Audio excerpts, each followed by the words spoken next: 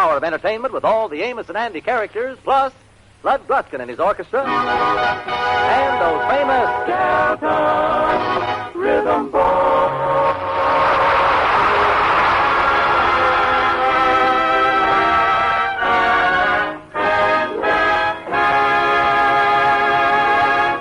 Let's look in on the home of Mr. and Mrs. George Stevens, better known as the Kingfish and Sapphire. The time is noon. All morning, Sapphire has been cleaning up the house, and as the clock reaches the noon hour, she is about to go in and perform her most difficult and unpleasant job of the day. George is here. Time to get up. I'll tickle him behind the ear with my finger. Oh, flies. Get away, flies. Georgie, dear, open your eyes. I'll run my fingers through his hair. Don't cut it too short. Just use the clippers on the side. George, get up. Well, I'll give him the ice water treatment. Where's that pitcher? How do you like this, George Stevens? Coney Island, the water's fine. Come on in, everybody.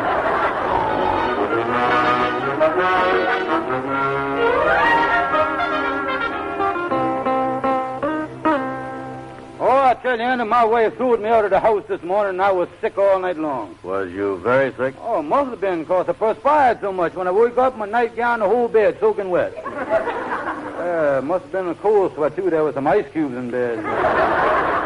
Well, I'll tell you something, Kingfish. I can't understand women. I wish somebody would explain them to me. Sapphire told me again today my association with you is the cause of everything. Well, Sadie Simpson. Yeah, what you doing here, Sadie? Just on my way home. Been shopping in department stores all day. Is my dog barking? Tell me this, Sadie. Is it true that business has fallen off in the stores right now? I don't know. Something's happened, because them salespeople is getting politer by the minute. Yeah, I noticed the same thing. I asked one of them a question, and you know what? She answered it. Let me sit down here and rest my feet. My puppies is really barking and yelping with it. Yeah. Them feet of yours ain't holding up no junior miss, you know. What you talking about? I want you to know that I stepped on a scale in front of a store today, and the scale read 136. Now, wait a minute. 130. Who said I had both feet on there? Tell me this. What do you really weigh, Sadie? Well, I did get on the scale with both feet, and I dropped a penny in, and a little card come out. Yeah, what did it say? I looked at it, and it said on the card, "Ay, ay, ay." Well, Sadie, did you hear the news? The Kingfish and Sapphire is at it again. Kingfish, I just finished talking to your wife, and that's why I stopped by here. When I left her, she was getting ready to write her mama about the way you was acting. Right, her mama? That's a fine thing. If my papa could see how Sapphire treats me, he'd turn over in his grave. If he could see how she nags at me, he'd turn over in his grave. If he could hear how she always hollering at me, he'd turn over in his grave. What's the old man buried in, a revolving door? Well, I'll tell you one thing. It must be some way that they can get themselves straightened out. Look here. I got an idea. There's a radio program on there that straightens out married couples that's having arguments. The man that does it is named John J. McGuire. Why don't you and Sapphire get on the radio and let the man straighten you all out? Oh, that's a great idea, yeah. Say, I'll get Sapphire to go on that program with me. Yeah, that's good. Tell me, Sadie, this program that helps with married life, do the advice straighten out married couples? Oh, sure. I know a couple that's been back 5 times.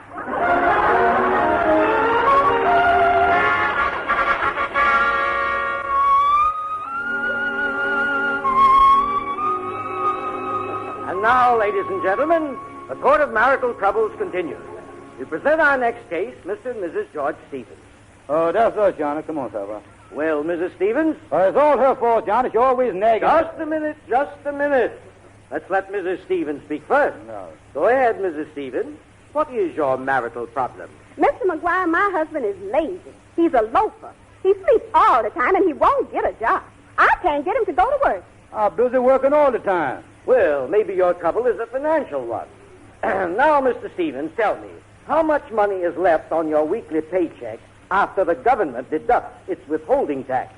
After the government, when they start doing that?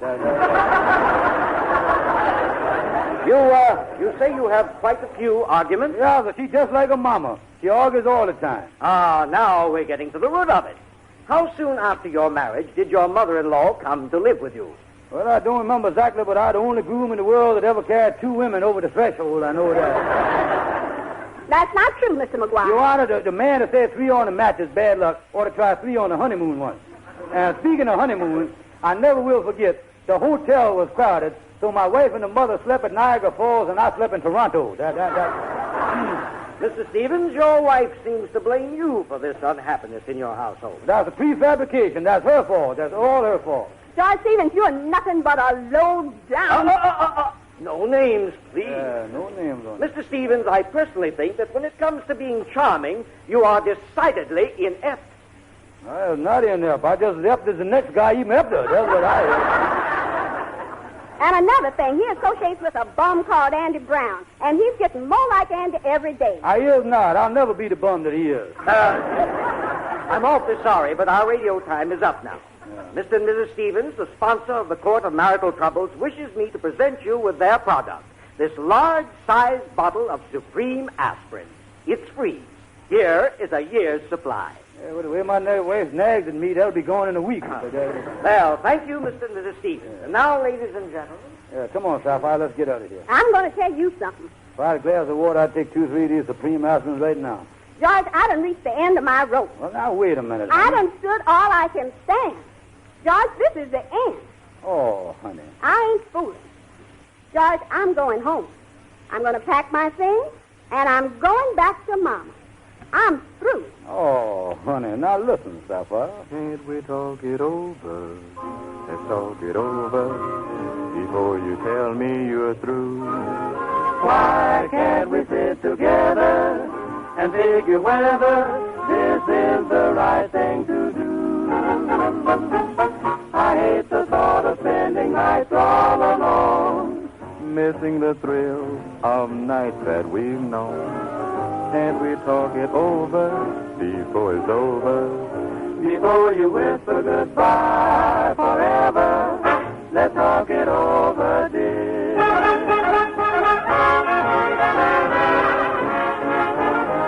Now listen, George. We were so in love the day love started. Who would think that we would soon be parted? I just can't believe it's true, Sapphire, dear. I make this appeal to you. Can't we talk it over? Let's talk it over before you tell me you're through. Can't we sit together and figure out whether this is the right thing to do? I hate the thought of spending nights all alone, missing the thrill of nights that we've known. Can't we talk it over, baby, before it's over? Before you whisper goodbye forever, let's talk it over, dear.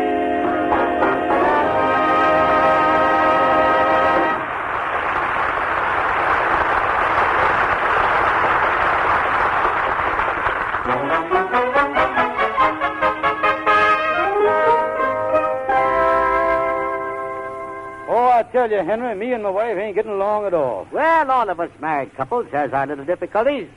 Now, my wife has the distinction of possessing a rare combination. She's got a strong will and a stronger left jab. You got a little of it, too, huh? Oh, yes. You know, I myself was forced to take out personal household collision insurance.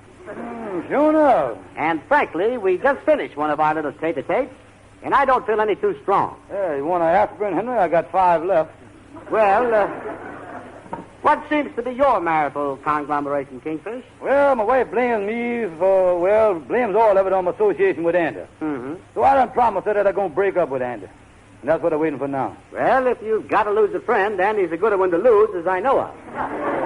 Oh, I'm going to tell him cold turkey that I don't want to see him no more, don't want to be with him, I don't want to talk to him, just busting up. Well, Andrew Brown. Just a stranger I want to see. Kingfish, I done been to see my lawyer. I'm going to sue you up one side and down the other. I heard that radio program last night. You said I was a bum. And my lawyers say I can sue you on the grounds of information of character. Now, wait a minute, Andy. How can you do a thing like that to a pal? I just telling Henry here, of all the people in the world that I love won't be friends with, it's you. Yeah, we got to be lifelong buddies. So why did you call me a bum? Oh, my lawyer tells me I can get you for slander. I can get you for libel. I'm taking you to court, Kingfish. Well, now, just a minute. There must be some illegitimate way of settling this out of court. You know, Andy, suing the Kingfish for what he's got doesn't promise very much. Yeah, suing me ain't gonna help you none, old pal. Partner deal, lifelong friend. But I want to clear the good name of Andrew H. Brown. Clear your good name. You better get yourself a bottle of ink remover, go down to the police station and pour it on the records if you want to clear yourself. Calling me a bum. That's fringing on my character. That's personal. I'll call you a bum. You can't sue me for that. That information's in public domain. Don't tell me what. Oh, no, wait a minute. Now, calling me a bum stand on a corner is one thing. But it's something else when you say it on the radio and I get to be a nationwide bum. Oh, no. Well, now, listen. That program that you was on, Kingfish, is only local. The information is only broadcast here in the community where we live. Yeah, that's right, Andy. Oh, well, that's all right then. The only people that hear that is my friends around here, huh? Oh, yeah. Ain't nothing nationwide about you. You was a local bum. Yeah.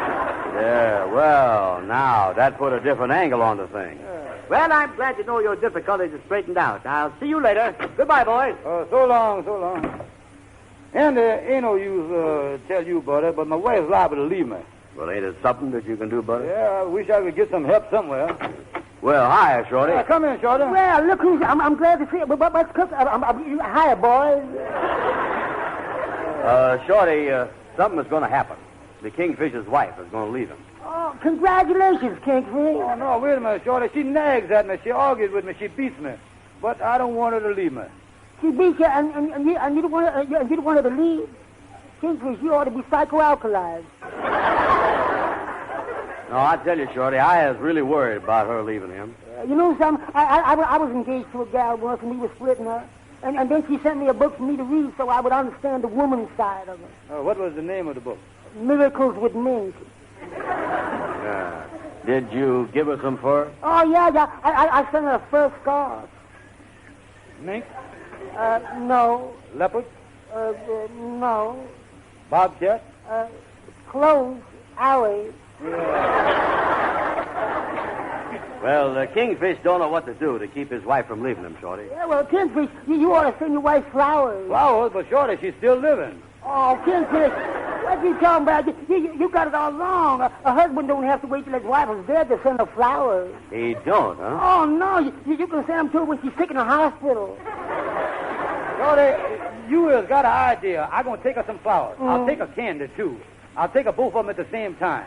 Oh, let's see. How can I get that money now? Well, I'll get that money some way, though. After that, you won't have a worry in the world. Well, there is one little thing that worries me, Shorty. My pal Andy here is mad with me because I said something about him on the radio. Oh, who listens to the radio? Nobody will hear that.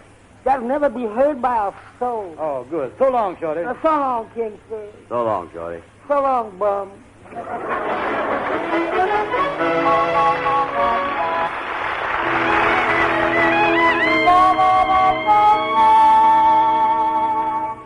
Well, here's the flowers and candy. It cost me $2.75.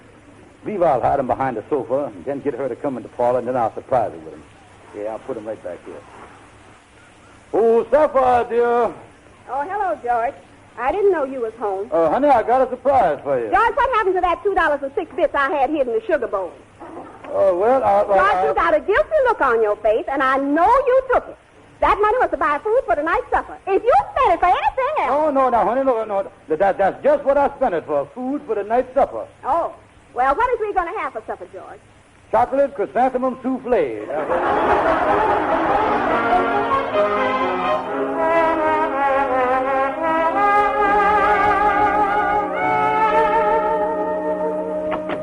Well, come in, Gabby. Where you been? Yeah, ain't seen you for a couple of days. Oh, hello, Kingfish. Hi, Bum. Been on jury duty, boys, jury duty. And I've been on quite a jury, too. 11 women, and I was the only man. 11 women, and you was the only man, huh? Yeah, and we was locked up all day. Yeah. How'd you like that jury duty, Gabby? Lovely.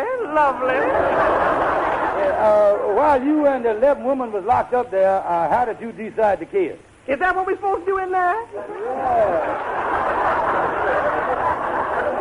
Listen, Gabby, the Kingfish and his wife is fighting again. Oh, I'm sorry to hear that. Sure, I'm sorry to hear that. Gabby, in your law work, you has done had a lot of experience with this kind of stuff. What is the best way for a husband and wife to keep from fighting? Well, one thing, Kingfish, tell your wife that when she gets mad at you, count up to 10. Just count up to 10, that's all. You think that'll do it, huh? Oh, you'll be perfectly safe. I will, huh? Yeah, but when she gets to 11, duck.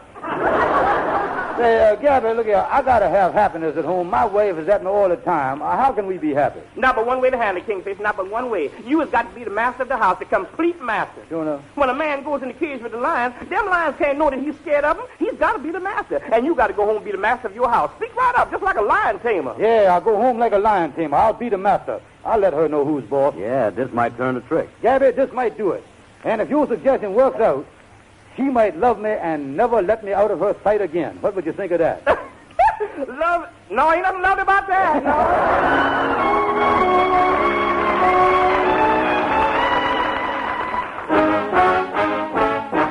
Sapphire, come here a minute.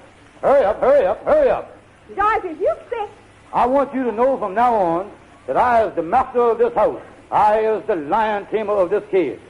And from now on, I want you, now wait a minute, honey. Now wait a minute. Put that bass down, honey. Don't do that. Ha, ha, ha. Silly boy.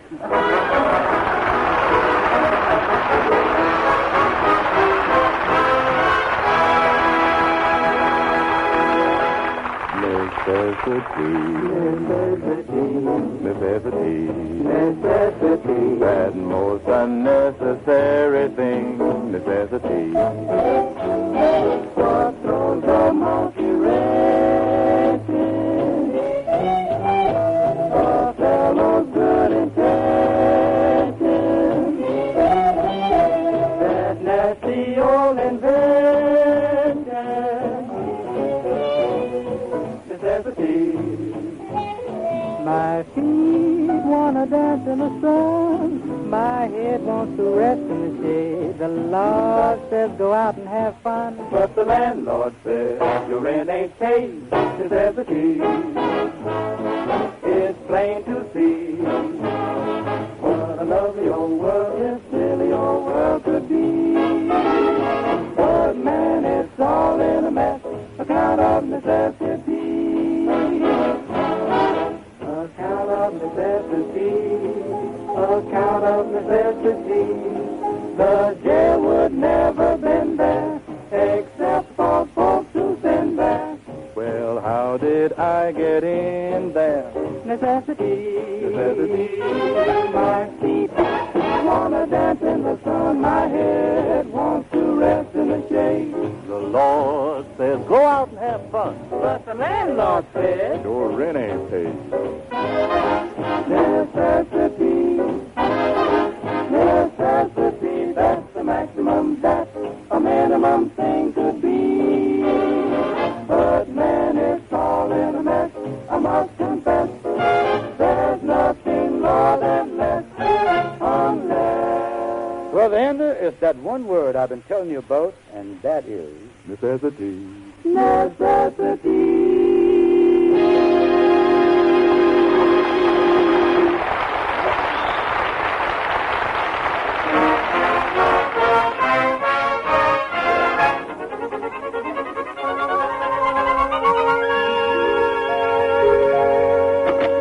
Well, come in, Kingfish. Yeah, hi, Kingfish. How did that lion tamer stuff come out with you? Well, let me sit down here, boys. My head is still throbbing from being the master. Yeah, I'd like to see Clyde Beatty go in my house one. Yeah. Andy was telling me about this master stuff that you was going to try. Tell me this, Kingfish. What happened when you started that stuff? Well, you cracked me with a veer. Oh, I've been subconscious for the last 6 hours. That'll do it, all right. What's your next move? Well, boys, I've been thinking the thing over, so I went to my wife. I got her in the room, and I ever come up with subconscious stuff. I say to her, I say, Sapphire, come here, I want to have a talk with you. Yeah. So we done had a heart-to-heart talk. We sit there on the side of the bed, and she herself is done worked out a plan. Yeah? Well, what is the plan, Kingfish? Yeah, what is the thing? She told me to go ahead for a few days, just like I was a single man, and see how I like that. She even told me to go ahead, call up some girl, take her out to supper, She said that might learn me to appreciate her. Well, I has heard of these marital vacations. Might be a good idea in your care. Well, good luck to you. I'm going to get on home, take my wife to a picture show. So long. So long, so long. He's going to take his wife to a picture show. He ain't got no fight in him at all, is he? Nah. Well, tell me this, Kingfish. What is you going to do about this marriage vacation? Oh, I'm going to do exactly what my wife said do. I'm going to call up a girl. She told me to do it. No fooling. Who you going to call? Yeah, I went down in the basement in my trunk, and I got out my little black book that I used to have, and here it is. Let's look in here. Wait a minute here now. Yeah. Oh, here one right here. Andy, she is something. Mm-hmm. Oh, I remember how she used to smile. One of the prettiest girls in town. Well, here I go, son. Yeah. Oh, boy, this marital vacation is something, ain't it? Yeah, maybe she got a friend. I could use a vacation, too, you know. Yeah. Oh, this is the best idea stuff I ever had. Hello? Could I speak to Trixie? Speak to Trixie. Trixie. Oh, yes. Hey, Mama.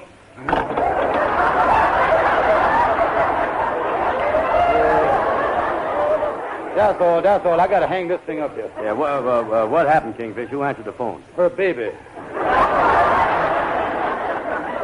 Yeah, but, Brother Andy, as long as I got a marriage vacation, I might as well enjoy it. Yeah, here's another gal in the book here. Look here, under the S's. Yeah? There's Cynthia. Yeah. I'll dial that one, too. Here I go. If her baby answers this one and it's a girl, find out how old she is. Hello?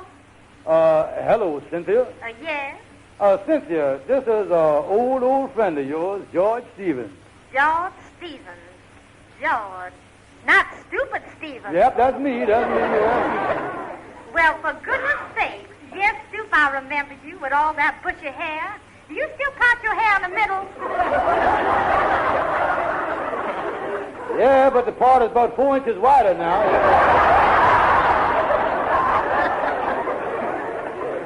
Well, I still remember the last time I saw you, Stoop. You took me home and we were standing on the porch, and the last thing you said to me was that you would phone me. That was 19 years ago. Well, Cynthia, I've been awfully busy, honey. And the reason I phoned you is because I had something to add you. Well, what is it, Stoop? How about me and you having supper together tonight just the way we used to? The way we used to? I'm sorry, Stoop. I just can't afford it. Goodbye. How'd you come out, Kingfish? Oh, she done develop into a tightwad, just as she is. You gonna try some more? Oh, this marriage vacation ain't nothing, Andy. I don't know what I'm gonna do. Well, listen, Kingfish, I've been thinking about your trouble, and I talked to a friend of mine. He told me the name of a man, Professor Hotchkiss. He say he really does a great job in straightening out married couples' trouble. Jonah? Yeah, I got his name. Here it is right here on this piece of paper.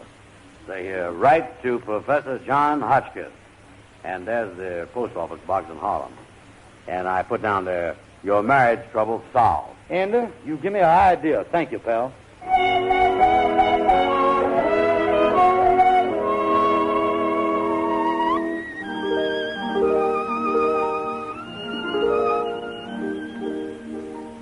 It's awful nice having you for supper tonight, Andy. Well, thank you, Sapphire. Yeah, wonderful supper, too, honey. Oh, thank you, sweetheart. Boy, there sure is a lot of happiness in this household. Oh, yeah, it's been this way for 2-3 days, Andy. Yeah, what happened?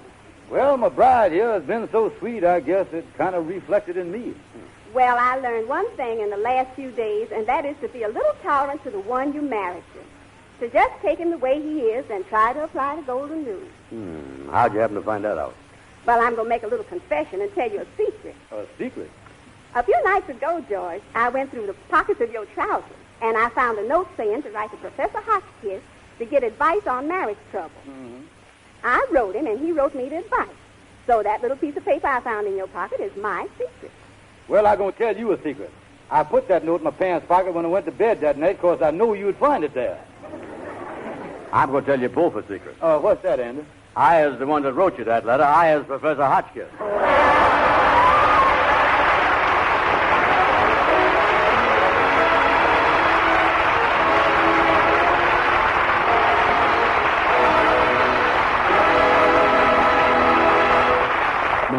Nicaragua is a beautiful town.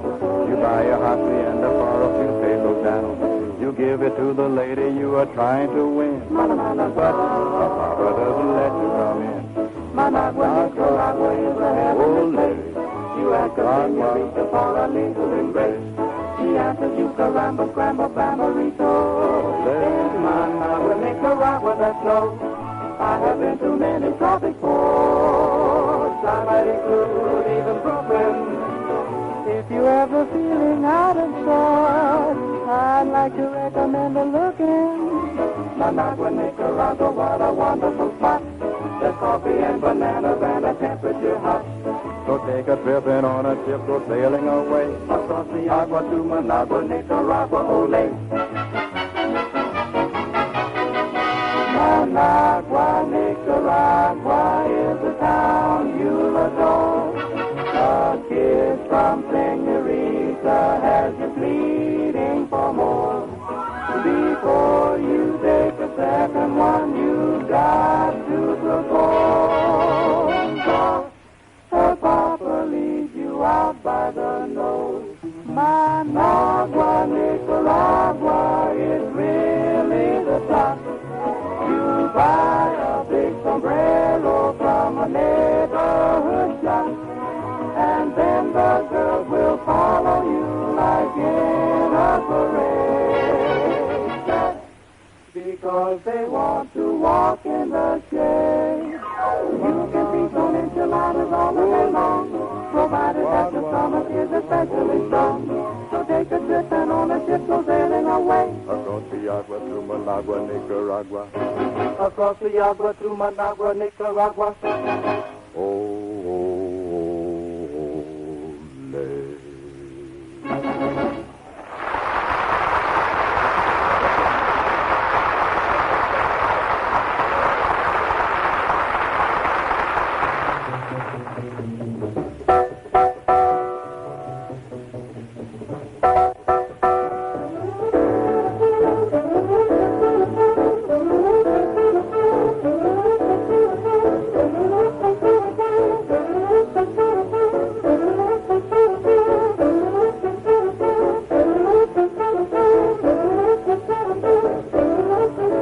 The Amos and Andy Show has come to you through the worldwide facilities of the United States Armed Forces Radio Service, the voice of information and education.